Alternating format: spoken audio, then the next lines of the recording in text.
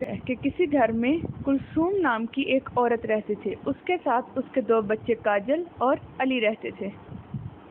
वो अपने घर आने वाले हर इंसान से बहुत ही बुरा सलूक करती थी।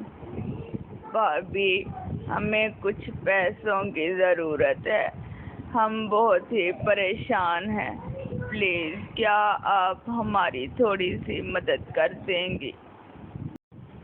अरे क्यों? पैसे क्या दरख्त पे उगते हैं जो मैं तुम लोगों को बार बार पैसे देती रहूं? जो पहले लिए थे वो अभी तक नहीं वापस किए। आ जाते हैं पता नहीं कहां कहां से मुंह उठा के। खबरदार आइंदा अगर पैसे लेने के लिए आई। चलो ठीक। अरे भाभी, आप परेशान मत होइए, मैं आपको जल्द ही पैसे वापस कर दूंगा, बस मेरा कारोबार चल लेने दो। प्लीज आप हमें थोड़े से पैसे उधार दे दो, हम आपको पैसे सूद समेत वापस कर देंगे।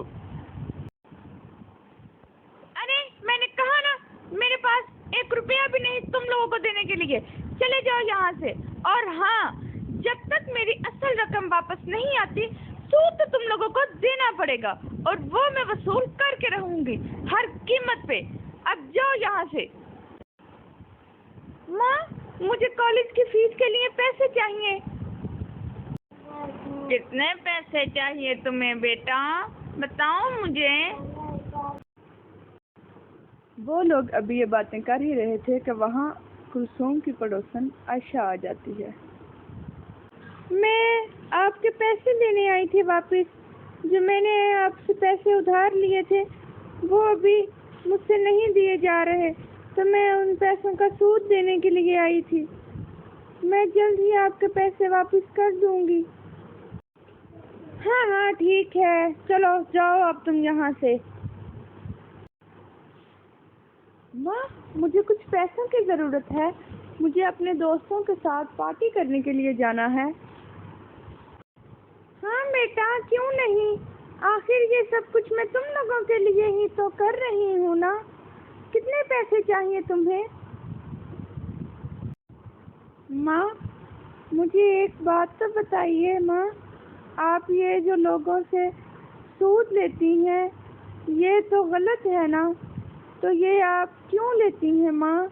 आप ऐसा मत कीजिए। जो हमारे लिए पापा छोड़ के गए हैं वो हम बैठ के सारी ज़िंदगी भी खाएं तो हमारे लिए काफ़ी होगा, तो आप ये गलत काम क्यों करती हैं? तुम मेरी माँ हो कि मैं तुम्हारी? तुम मेरी माँ मत बनो। मुझे तुमसे बेहतर पता है कि क्या सही है और क्या गलत। ऐसे ही वक्त गुजरता जाता है और कुछ सालों बाद, और ऐसे ही कुछ वक्त गुजरने के बाद कुलसूम के बेटे की शादी हो जाती है। उसकी बेटी अपने घर की हो जाती है और वो अपने बेटे और बहू के साथ अपने घर में रहने लग जाती है। तो शादी के बाद, अरे बेटा, मैंने तुमसे कितनी दफ़ा कहा है कि मुझे जल्दी भूख लग जाती है, तो सुबह मेरे लिए जल्दी नाश्ता बना दिया करो। तुम क्यों नहीं मेरी बात सुनती? जब देखो बस खुद को सजने और संवारने में लगा देती हो। कोई घर का काम भी कर लिया करो। आपका दिमाग तो ठीक है ना, आप मुझे पे कैसे हुक्म चला सकती हैं? मैं आपकी बहू हूँ, कोई नौकरानी नहीं। और खबरदार अगर आइंदा आपने मुझ पर कोई हुक्म चलाने की कोशिश भी की होगी तो अपने बेटे से कहिए या अपने लिए कोई मुलाजमा रख लीजिए। मैं कोई आपकी मुलाजमा नहीं हूँ जो सुबह सुबह उठ के आपके लिए नाश्ते बनाऊं। मुझे तो ये नहीं समझ में आता कि मैं इस घर में आता ही क्यों हूँ। जब भी मैं इस घर में आऊँ हर वक्त कोई ना कोई झगड़ा और फसाद होता रहता है। पता नहीं कब आप लोगों का ये झगड़ा खत्म होगा।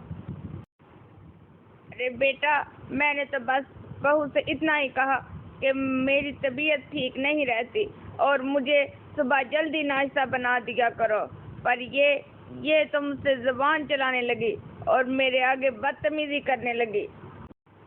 क्या करती है माँ आप भी? क्या आपके आगे कोई बदतमीजी कर सकता है? आपने तो सारी ज़िंदगी पापा को अपने आगे नहीं बोलने दिया, तो ये तो फिर आपकी बहू है। आपने क्या कभी किसी को अपने आगे बोलने का मौका दिया? हमेशा सबको अपने नीचे दबा के रखा। आप ये कैसे कह सकती हैं माँ? ऐसे ही कुछ वक्त गुजरने के बाद ऐसे ही एक दिन कुलसूम किसी से फोन पर बात कर रही थी और उसकी बहू घर की सफाई कर रही थी।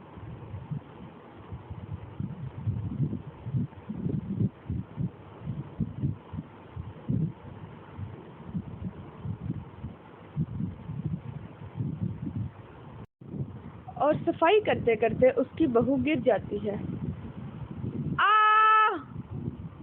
अरे पीछे आवाज कैसी थी?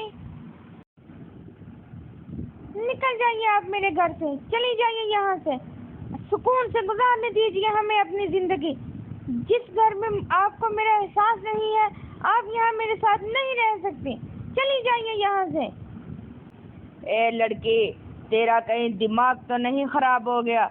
ये घर तेरे बाप का नहीं है, ये मेरा घर है और तू मुझे यहाँ से नहीं निकाल सकती। क्या हुआ है आप दोनों को? आप अब घर के अंदर पहले लड़ती थी, अब घर के बाहर आकर भी आप लोगों ने लड़ना शुरू कर दिया। अरे बेटा, ये तेरी बीवी मुझे घर बाहर निकाल रही है। इसे बता कि ये घर मेरा है, इसके बाप का नहीं, और तू मेरा बेटा है, मैं तेरे साथ ही रहूंगी। इसे बता बेटा, और इसे अभी के अभी इस घर से निकाल दे। आप इनकी बातों पर यकीन नहीं करें, आप मेरी बात सुने। आज जब मैं सफाई कर रही थी तो मैं बेहोश हो गई, गिर गई, लेकिन ये अपनी सहेली पे फोन पे बात कर रही थी और इन्होंने मुझे उठ के देखा तक नहीं। मैं ऐसी औरत के साथ एक घर में नहीं रह सकती। या तो आपको आज अपनी माँ को अपने साथ रखना होगा या फिर मुझे। फैसला आपके हाथ में है। अरे माँ, आप चली जाइए यहाँ से, हमें सुकून से अपनी जिंदगी गुजारने दीजिए। आपने कभी भी किसी को भी सुकून से नहीं रहने दिया। मैं बचपन से देखता आ रहा हूँ, आपने हर किसी के साथ बुरा सलूक किया और अब मेरी बीवी के साथ कर रही है। चली जाइए यहाँ से, हमें अकेला छोड़ दीजिए, हम अपनी जिंदगी सुकून से गुजारना चाहते हैं। और इस तरह वो वहाँ से चुपचाप खामोशी से चली जाती है। चलते चलते वो बहुत दुखी और परेशान हो जाती है और सोचती है कि अब वो कहाँ जाए। फिर उसे याद आता है कि वो अपनी बेटी के घर चली जाएगी। शायद वहाँ उसे अपनी बेटी के साथ जिंदगी के बाकी के दिन सुकून से गुजारने को मिल जाए।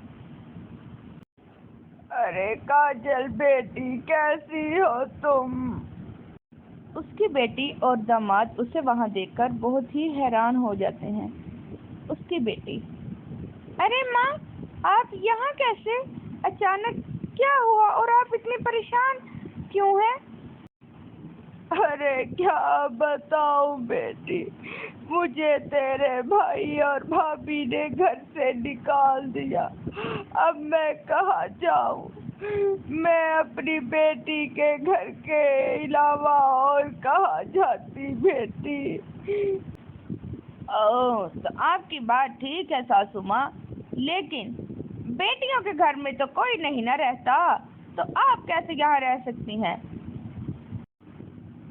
तुम ये क्या कह रहे हो? ये मेरी माँ है और तुम मेरी माँ को घर से निकाल रहे हो। अरे बस बस, मैंने कह दिया ना कि ये यहाँ नहीं रह सकती तो नहीं रह सकती। और अगर तुम्हें इतना ही ज्यादा शौक है अपनी माँ के साथ रहने का तो तुम भी यहाँ से जा सकती हो। और खबरदार, अगर मेरे बेटे को साथ लेके जाने की कोशिश की तो। मुझे माफ कर दीजिए माँ, लेकिन मैं मजबूर हूँ। मैं आपको अपने घर में नहीं रख सकती। प्लीज आप चली जाइए यहाँ से, चली जाइए यहाँ से माँ, प्लीज आप चली जाइए यहाँ से। उसके पास अब रोड पे बैठ के भीख मांगने के सिवा और कोई काम नहीं था और वो खुद से कहती है, काश मैंने उस वक्त ऐसा ना किया होता। मैंने अपने बच्चों को अगर अच्छा और हिलाल कर खाना खिलाया होता तो आज मेरे बच्चे मेरे साथ इस तरह नहीं करते। मैंने जिस तरह लोगों के साथ किया वही बुरा सलूक आज मेरे बच्चों ने मेरे साथ किया। इस तरह उसे उसके बुरे कामों का नतीजा मिल जाता है। तो हमारी इस कहानी से हमें ये सबक मिलता है कि जैसा सलूक हम दूसरे लोगों के साथ करेंगे वैसा ही सलूक हमारे खुद के साथ भी होगा। लिहाजा हमें दूसरों के साथ अच्छा सलूक करना चाहिए ताकि हमारा आने वाला वक्त बुरा ना हो।